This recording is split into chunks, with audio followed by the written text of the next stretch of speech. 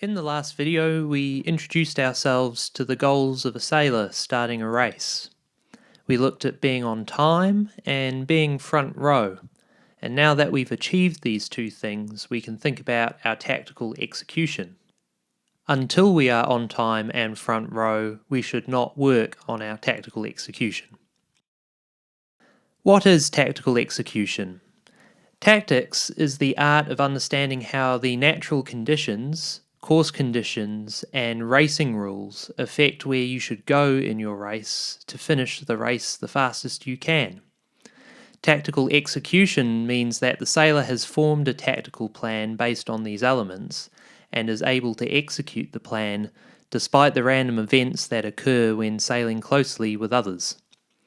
Tactics can be quite complicated, but for beginning to think tactically on the start line, let's become aware of these three things first: line bias, Rule 10, and Rule 11.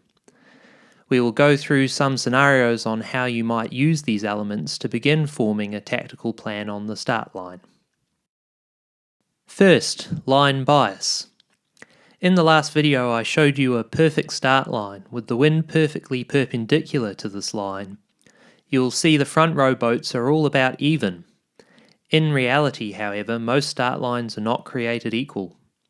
Sometimes a start line has a bias, where one end is a small amount further upwind than the other.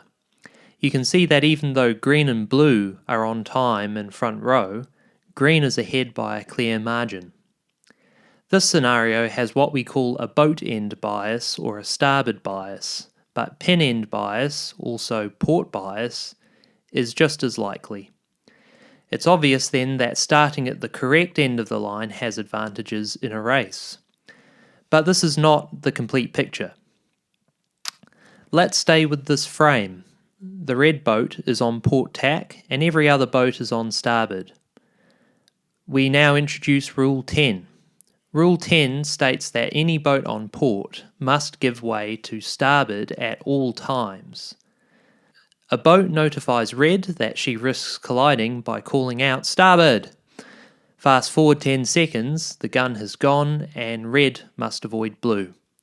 Although red was on the line, front row, and at the correct end, she has not shown tactical execution, as Rule 10 meant she had to keep clear of the other boats on starboard. On the other hand, blue has shown tactical execution, as she has commanded the favoured end of the line and got away cleanly. Only if the line is extremely port biased could red have crossed ahead and won the start. Let's now look at Rule 11. In this scenario, we have a heavily boat biased line. Boats are competing for the front row. All boats are on starboard.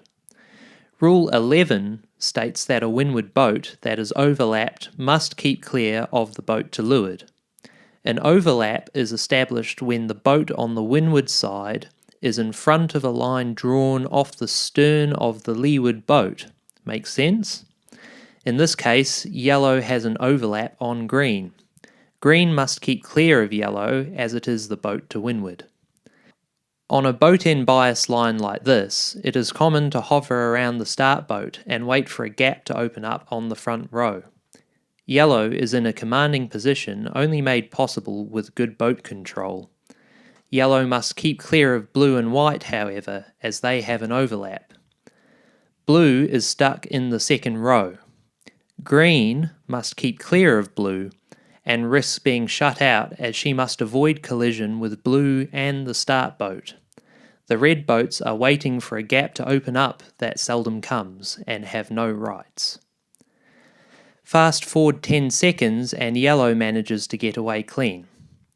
Blue has called a windward boat on green, and green has to luff to avoid collision and is now sailing backwards. The gap that the red boats were gambling on has not appeared, and they now have to sail away from the line to be able to cross it, avoiding green. Yellow has shown tactical execution.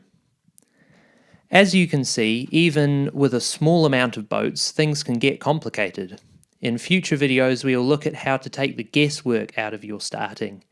But for now it's good to know the underlying rules and maybe start forming a tactical plan to execute next time you are out racing.